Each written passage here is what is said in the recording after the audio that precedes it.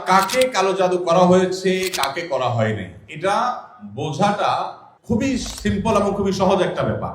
কিছু আলামত আছে যে আলামতগুলো খুব সহজেই দেখে বোঝা যায় এই লোকটা ব্ল্যাক ম্যাজিকের রোগী বা জাদুর রোগী। আপনারা জানেন যে আমাদের সমাজের এক শ্রেণীর মানুষ এই কালো জাদুতে বিশ্বাস করে না। যদি কেউ কোরআনের জীবন্ত মুজিজা আর অলৌকিকত্ব দেখতে চায় তাহলে সে কালো জাদু গ্রস্ত রোগীর মধ্যে কোরআনের আয়াত দিয়ে যে ট্রিটমেন্ট করা হয় এটা দেখে সে আল্লাহর কুদরত দেখতে পাবে, কোরআনের মিরাকল দেখতে পারে। তো কালো জাদু এটা কোনো মানুষকে আক্রান্ত করলে সচরাচর সাধারণত কোনো ওষুধে কোনো কাজ হয় না, কোনো চেক আপে কোনো রোগ ধরা পড়ে না, দিন দিন অসুস্থ হয়ে যায়, খুব ভয়ঙ্কর একটা পর্যায়ে চলে যায়।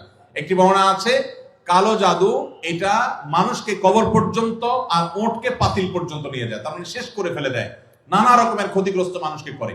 এবং আজকাল আপনারা দেখেছেন অনেকেই বিভিন্ন ফুটবল টিমের ভালো ভালো খেলোয়াড়দেরকে কালো জাদু করা হয় এবং এগুলো নিয়ে ইন্টারন্যাশনাল মিডিয়াগুলোতে নিউজ প্রকাশ করা হয় এবং সমস্ত দুনিয়াতে মানুষের কাছে ওপেন সিক্রেট এখন যে বড় বড় খেলোয়াড়দেরকে ব্ল্যাক ম্যাজিক করা হয় এবং সেটার যে প্রভাব হয় সেটাও মানুষের কাছে দিনের আলো মতো পরিষ্কার। তাহলে আমার বুঝতে অসুবিধা কোথায়? বরং কোরআন যেটার কথা বলেছে সেটা বাস্তবায়ন দেখতে পেরে আমার ঈমান আরো বেড়ে যাওয়ার কথা।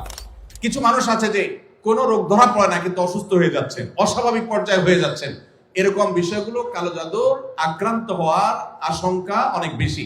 ঠিক একইভাবে অনেকের অতিরিক্ত হাই আসে, অতিরিক্ত সীমাতিরিক্ত হাই আসে। হাই তোলাটা কিছু একটা লিমিটেশন আছে যে এই পর্যন্ত হাই তোলা এটা স্বাভাবিক, কিন্তু যখন অস্বাভাবিক পর্যায়ে পর্যন্ত চলে যাবে তখন সেটা কোনো কোনো ক্ষেত্রে ব্ল্যাক ম্যাজিকের রোগী হওয়ার আলামত থাকে। দিন দিন শুকায় যাওয়া নানা রকমের পরিস্থিতি আছে। সবচেয়ে বড় পরীক্ষা করার উপায় হলো সূরা বাকারা সহ বিভিন্ন রুকিয়ার অ্যাপস চালু করে দিলে, ভিডিও চালু করে দিলে, তেলাওয়াত চালু করে দিলে যদি এটা শোনার পরে অস্থির হয়, পেরেশান হয়, তাহলে এই লোকটার মধ্যে কালো জাদুর আশঙ্কা অনেক জোরালো, যে সে সহ্য করতে পারে না তেলাওয়াত। একদম সাদা মানুষ মুসলমান সহ্য করে, কিন্তু সে তেলাওয়াত বন্ধ করতে পারে, আজান সহ্য করতে পারে না। এরকম বিষয়গুলো সাধারণত ব্ল্যাক ম্যাজিক কাউকে করা হয়েছে তার একটা আলামত হয়। সবচেয়ে ভালো হয় ভালো কোনো রাকির কাছে গেলে তারা এটাকে অ্যাসেসমেন্ট করতে পারে বিভিন্ন ভাবে এবং ধরা পড়ে যে তার কালো জাদু হয়েছে কি হয় নাই। আজকাল এই আপনার রাকিদের নামে অনেক লোকজন আছে যারা কবিরাজি করে, উল্টাপাল্টা পদ্ধতি করে, ভালো মানুষও কালো জাদুর রোগী বানায় দেয়।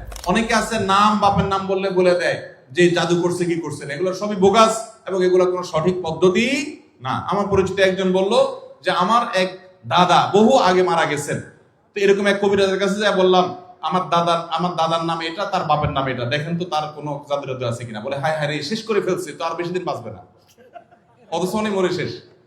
তো এরকম বর্ণামি ভাওতাবাজিও আছে। এই জন্য যারা কোরআন হাদিসের আলোকে রুকিয়া করে, ঝাড়ফুঁক করে, এরকম মানুষদের শরণাপন্ন হবেন। এই সমস্ত প্রশ্ন উত্তর দেওয়ার কারণে আমার কাছে সব ঝাড়ফুঁক নিতে আসে।